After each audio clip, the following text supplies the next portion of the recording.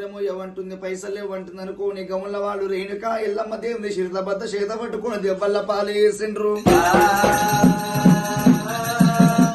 ఎల్లమ్మని దెబ్బలు కొట్టే వరకు ఎల్లమ్మ దేవి మనసు బాధ అనిపించిందిరా తండ్రి.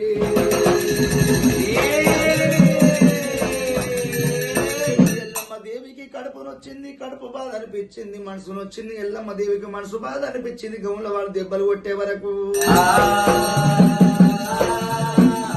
రేణుకా ఎల్లమ్మ కళ్ళవార చూసింది ఆ నిజ రూపం. ఈ గౌన్ల వాళ్ళకి ఎట్ట రూపం అనుకుంది రేణుకా ఎల్లమ్మ దేవి. బండారు తీసింది దేవి.